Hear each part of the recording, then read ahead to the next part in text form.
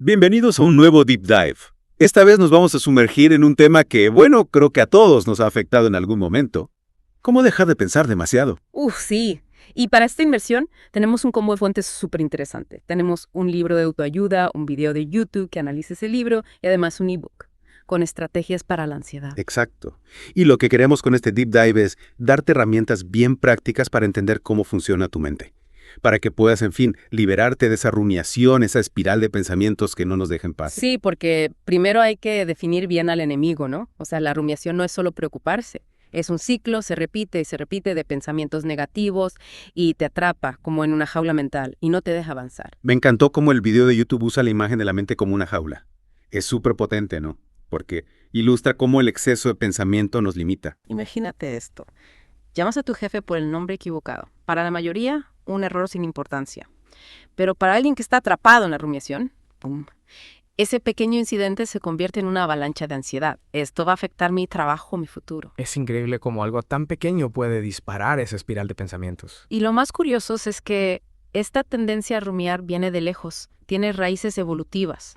Para nuestros ancestros, pensar en lo peor era una estrategia de supervivencia. Les permitía anticiparse a los peligros. O sea que lo que antes nos ayudaba a sobrevivir, ahora se vuelve en nuestra contra. Exactamente. En el mundo actual ya no nos enfrentamos a leones o tigres cada día, ¿no? Pero esta respuesta de estar hipervigilantes se traduce en rumiación y muchas veces nos hace más daño que bien. Ok, ya entendiendo de dónde viene, ¿qué es lo que causa esta rumiación hoy en día? Bueno, las fuentes coinciden en que el estrés, la ansiedad, la baja autoestima, los traumas son factores clave que nos llevan a rumiar. Y claro, la pandemia y el aislamiento que muchos vivimos en los últimos años seguro que amplificaron estos sentimientos. Totalmente. El libro de autoayuda menciona, por ejemplo, que los perfeccionistas, o sea, la gente que siempre busca la aprobación de los demás, son más propensos a caer en la trampa del pensamiento excesivo. Claro, porque dependen de factores externos para sentirse bien consigo mismos. Ahora, una idea que me impactó del análisis del libro es la importancia de vivir el presente. Eckhart Tolle, el autor de El poder de la hora, lo dice perfecto. Vivir en el momento presente nos libera del sufrimiento. Esa frase me resonó un montón. ¿Y cómo se conecta esto con la rumiación? El video de YouTube lo explica muy bien. Cuando nos obsesionamos con el pasado, nos llenamos de depresión, de arrepentimiento. Y cuando solo nos enfocamos en el futuro, la ansiedad nos domina. La rumiación se alimenta de esas dos tendencias. Y en la noche, cuando todo está en silencio, la mente parece tener más espacio para rumiar, ¿no?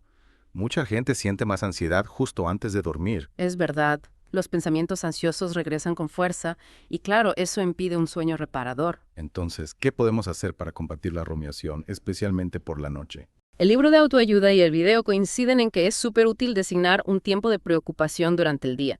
En vez de dejar que la ansiedad te domine en la noche, reserva un espacio para escribir todas tus preocupaciones. Interesante.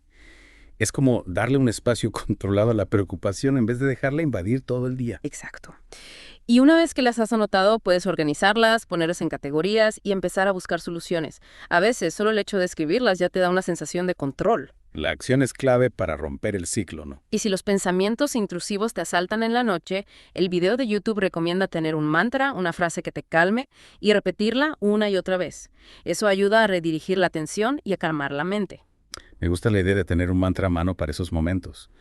Pero, ¿qué otras estrategias hay para combatir la rumiación durante el día? No podemos pasarnos el día entero repitiendo mantras. Ahí entran en juego las estrategias metacognitivas.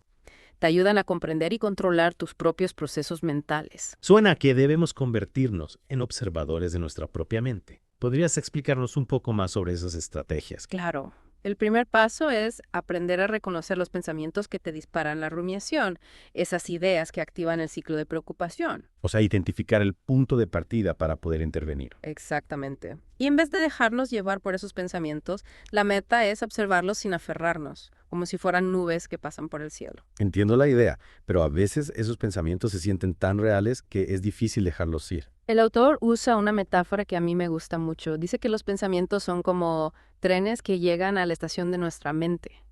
No tenemos que subirnos a todos los trenes que pasan. Podemos observarlos, llegar y partir. Me gusta la analogía. No somos esclavos de nuestros pensamientos. Podemos elegir a cuáles les prestamos atención. Precisamente. Otra estrategia clave es diferenciar entre lo que podemos controlar y lo que no. No podemos evitar que ciertos pensamientos aparezcan en nuestra mente, pero sí podemos elegir cómo reaccionamos a ellos. O sea, tenemos el poder de elegir nuestra respuesta. Exacto. El ebook que mencionamos antes compara los pensamientos con llamadas telefónicas. No tenemos que contestar todas las llamadas que recibimos. Podemos dejar que el teléfono suene y seguir adelante. ¡Qué buena manera de verlo! No tenemos que ser rehenes de cada pensamiento que nos asalta. ¿Y qué otras estrategias metacognitivas podemos usar? Una técnica muy interesante es aplazar las preocupaciones. El libro de autoayuda recomienda establecer un tiempo específico cada día para preocuparse, digamos 15 o 20 minutos. Programar tiempo para preocuparnos. Suena un poco contradictorio. Lo sé, puede parecer extraño, pero la idea es que durante ese tiempo designado te permites a ti mismo preocuparte libremente sobre cualquier cosa que te esté molestando. Ya veo. Es como darle a la preocupación un espacio limitado, en vez de dejarla vagar libremente por nuestra mente todo el día. Exactamente. Y lo sorprendente es que muchas personas descubren que cuando llega su tiempo de preocupación, ya no sienten la necesidad de preocuparse tanto. Es curioso cómo al darle un espacio definido a la preocupación, le quitamos poder. Y por último, el video de YouTube recomienda enfrentar los pensamientos que nos generan ansiedad en lugar de intentar evitarlos o suprimirlos y practicar el dejarlos pasar sin involucrarnos. ¿Y cómo podemos hacer eso? A veces esos pensamientos son tan fuertes que es difícil simplemente ignorarlos. El autor sugiere practicar ejercicios de atención plena, como enfocarse en los sonidos ambientales o realizar el ejercicio de notar y soltar. ¿En qué consiste ese ejercicio? Se trata de escribir los pensamientos que te generan ansiedad y luego aprender a enfocar tu atención en lo que está más allá de ellos. Es como reconocer la presencia de esos pensamientos sin permitir que nos controlen. Me gusta la idea de observar los pensamientos sin juzgarlos ni dejarnos arrastrar por ellos. Ahora, muchas personas creen que rumiar les ayuda a resolver problemas o a prepararse para lo peor. Es cierto, mucha gente lo cree. El autor del libro aborda esa creencia y argumenta que es una trampa. La rumiación puede generar la ilusión de control, pero en realidad solo aumenta la ansiedad y el malestar. A veces nos aferramos a la rumiación como si fuera una tabla de salvación, pero en realidad nos está hundiendo más. Exacto. La clave es cuestionar esa creencia y preguntarnos si realmente la rumiación nos ha llevado a mejores resultados en el pasado o si simplemente ha sido una fuente de sufrimiento. Es importante darnos cuenta de que a veces nuestros patrones de pensamiento nos perjudican más que ayudarnos. Y para cerrar esta primera parte, el libro nos deja con un mensaje esperanzador. El pensamiento excesivo es un hábito que se puede cambiar. Con las estrategias adecuadas y un enfoque consciente, podemos aprender a manejar mejor nuestros pensamientos y reducir la preocupación. Bueno, seguimos con nuestra inmersión en cómo liberarnos de pensar demasiado. Y el libro nos invita a cambiar nuestra perspectiva sobre la ansiedad. Cambiar la perspectiva. O sea, normalmente intentamos evitar la ansiedad a toda costa. ¿Cómo es eso? En lugar de huir, el autor nos propone enfrentarla conscientemente y tratar de entender qué nos quiere decir. Es como si la ansiedad fuera una alarma que nos avisa de que algo no va bien. Exactamente. En vez de solo intentar apagar la alarma, deberíamos investigar qué la está activando, qué nos están diciendo nuestro cuerpo y nuestra mente. Tiene sentido. Pero a veces la ansiedad es tan fuerte que es difícil pensar con claridad. El autor cuenta que él también, al principio, intentaba escapar de la ansiedad. Recurría al alcohol, al entretenimiento constante, a la música. Estrategias comunes, pero que a largo plazo no resuelven el problema de fondo. Exacto. Y se dio cuenta de que esos intentos de evasión solo empeoraban su sufrimiento. Tenía episodios de ansiedad aún más fuertes, incluso ataques de pánico. O sea, evitar la ansiedad no es la solución. No, para nada. Para él, el punto de inflexión fue cuando decidió enfrentar la ansiedad de manera consciente. Aunque al principio daba miedo, este cambio de enfoque fue clave para su proceso de sanación. Es como si al aceptar la ansiedad, en vez de luchar contra ella, le quitáramos poder. Tal cual.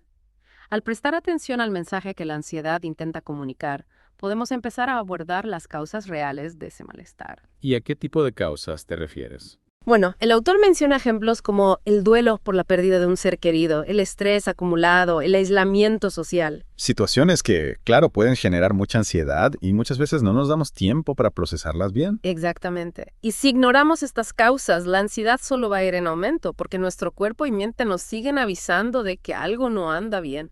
Entonces, ¿qué podemos hacer para abordar esas causas? ¿Cómo escuchamos el mensaje que la ansiedad nos está enviando? El autor sugiere que antes de recurrir a tratamientos más tradicionales como la meditación, el yoga o la terapia, es fundamental explorar qué nos está generando esa ansiedad. O sea, no solo calmar los síntomas, sino entender la raíz del problema. Precisamente.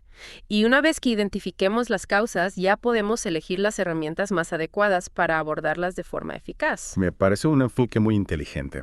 Y hablando de herramientas, el autor también habla de técnicas de respiración para calmar la mente y reducir el estrés. Sí, técnicas como la respiración alterna, la respiración abdominal o la respiración en caja son muy útiles para regular el sistema nervioso y aliviar la ansiedad. Recuerdo que una vez fui a un taller de manejo del estrés, donde nos enseñaron técnicas de respiración, y me sorprendió lo efectivas que pueden ser para calmar la mente. Claro, porque la forma en que respiramos tiene un impacto directo en nuestro estado emocional y físico. Una respiración superficial y rápida puede activar la respuesta de lucha o huida, mientras que una respiración profunda y consciente promueve la relajación. Es como si al cambiar la respiración pudiéramos cambiar nuestro estado mental. Exacto.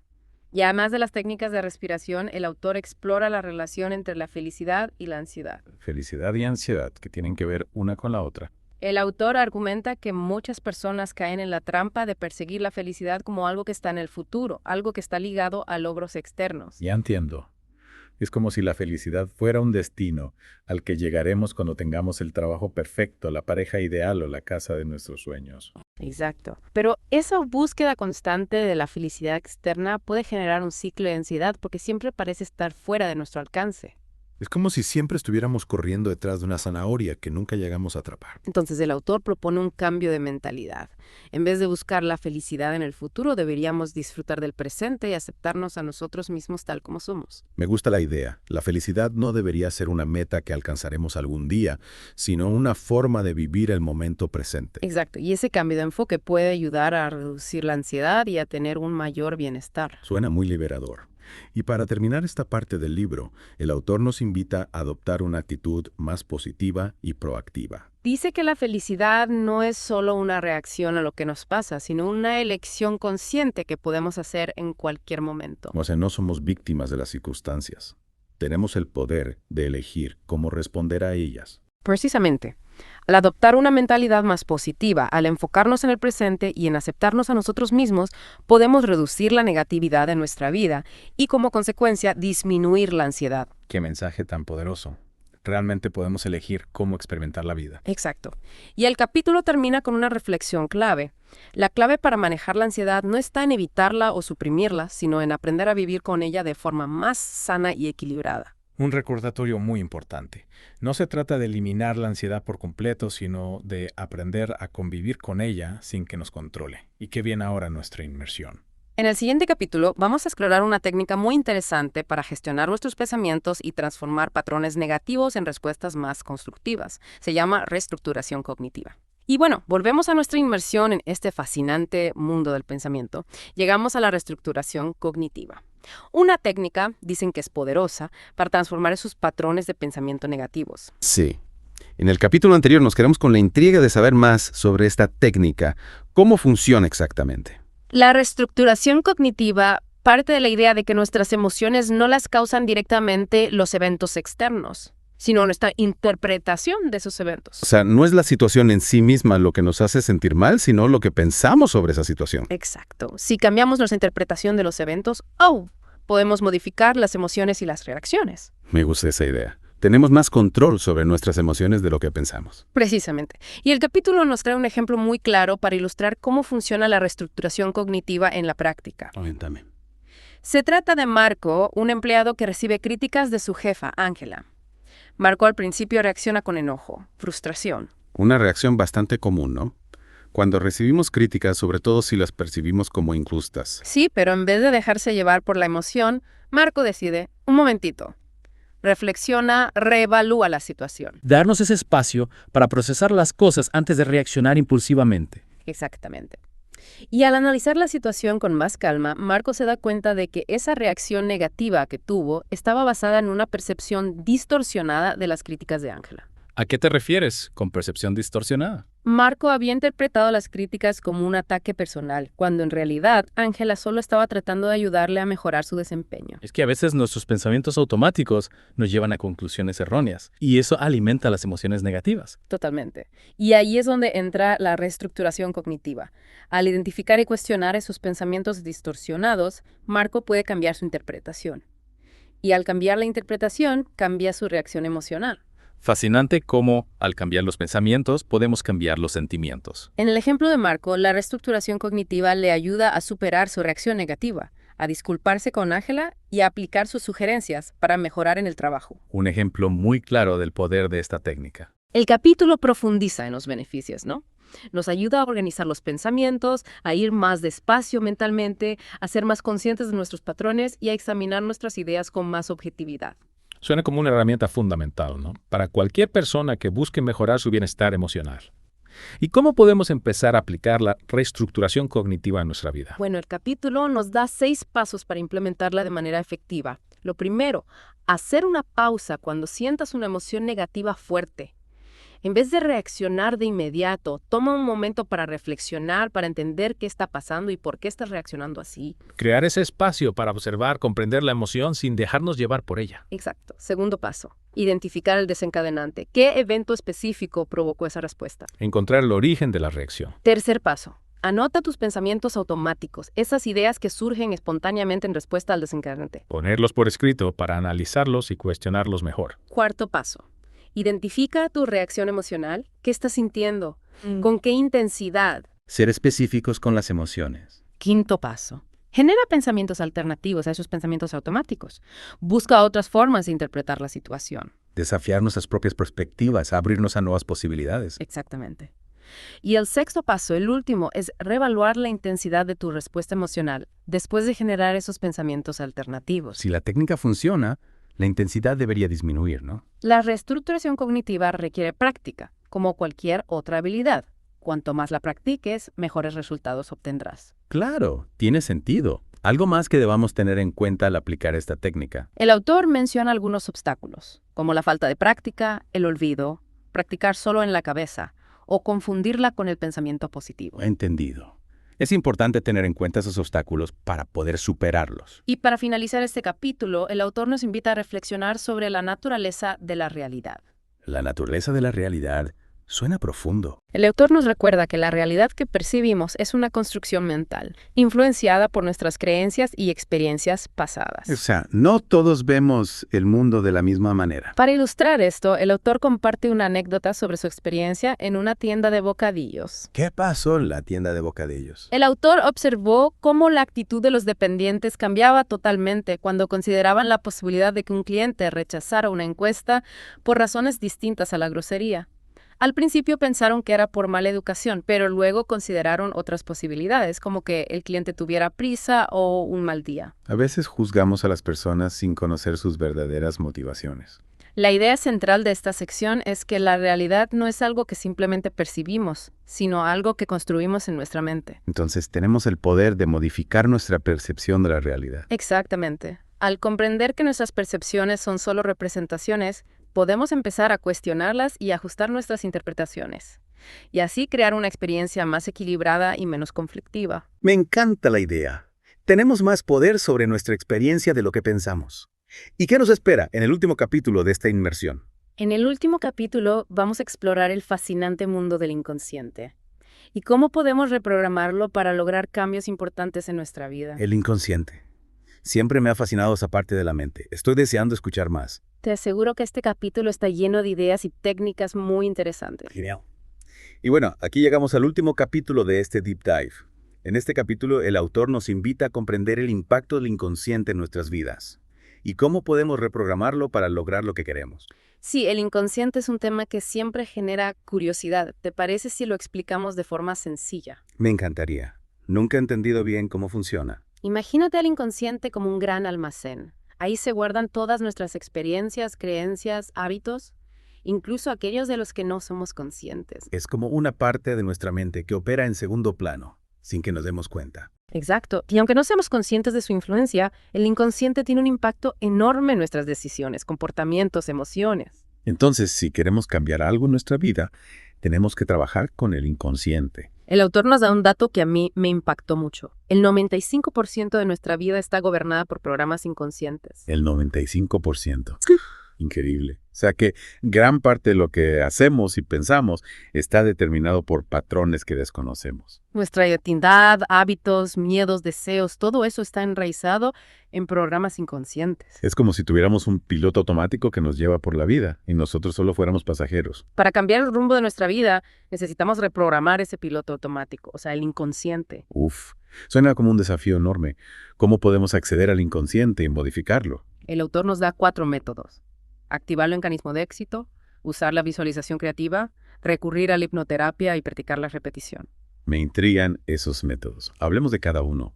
¿Qué es activar el mecanismo de éxito? Se trata de usar una parte de nuestro cerebro que se llama sistema activador reticular. Este sistema filtra la información que recibimos. Y la idea es usarlo para enfocarnos en nuestras metas positivas. Es como si programáramos nuestro cerebro para buscar oportunidades que nos ayuden a alcanzar nuestros objetivos. Para activarlo, el autor recomienda escribir nuestros objetivos, visualizarlos claramente y repetir afirmaciones que refuercen la idea de que podemos lograrlos. Acción, visualización, afirmaciones. Suena poderoso.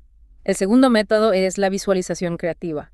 Cambiar la preocupación y los pensamientos negativos por imágenes positivas que representen nuestros deseos y metas. Usar la imaginación para crear la realidad que queremos. Al visualizar nuestros objetivos como si ya los hubiéramos alcanzado, activamos el potencial creativo del inconsciente y creamos nuevas conexiones neuronales que nos acercan a nuestros sueños. La mente es mucho más poderosa de lo que a veces pensamos, ¿no? Totalmente. El tercer método es la hipnoterapia. Se usan técnicas de hipnosis para acceder a un estado de relajación profunda. En ese estado, el inconsciente es más receptivo a nuevas ideas. La hipnosis siempre me ha parecido misteriosa, pero entiendo que puede ser muy efectiva para trabajar con el inconsciente. La hipnoterapia nos permite acceder a ese almacén de experiencias y creencias del que hablábamos antes, y cambiar las que ya no nos sirven por otras que nos ayuden a crecer. Y el cuarto método, la repetición, se basa en la idea de que la constancia es clave para establecer nuevos hábitos. Al repetir afirmaciones y visualizaciones, vamos fortaleciendo esas conexiones neuronales que sostienen los nuevos patrones de pensamiento. Es como entrenar la mente para pensar de forma más positiva. El capítulo termina con un llamado a la acción. No esperemos más para cambiar esas viejas creencias que ya no nos sirven. Tomemos el control de nuestra mente y creemos la realidad que deseamos. Comprender el poder del inconsciente y aplicar estos métodos nos puede llevar a transformar nuestra vida. Un nivel de plenitud que quizás nunca imaginamos. Realmente ha sido una inmersión fascinante. Totalmente. Ojalá las ideas y técnicas que hemos compartido te ayuden a liberarte de la rumiación, a manejar la ansiedad y a reprogramar tu mente para una vida más plena. Sin duda. Y antes de despedirnos, recuerda que puedes encontrar más información en las fuentes que hemos explorado. El libro Cómo dejar de pensar demasiado, el video en el canal de YouTube Aumentando mi autoestima y el ebook sobre estrategias para la ansiedad. Y por supuesto, déjanos tus comentarios y experiencias. Nos encantaría saber qué te ha parecido esta inmersión y cómo piensas aplicar estas ideas en tu vida. Y si te interesa profundizar en el tema, te recomendamos escuchar el audiolibro completo de Cómo dejar de pensar demasiado en Audible. Tienes un enlace a una prueba gratuita en la descripción de este episodio. Hasta la próxima. Hasta la próxima.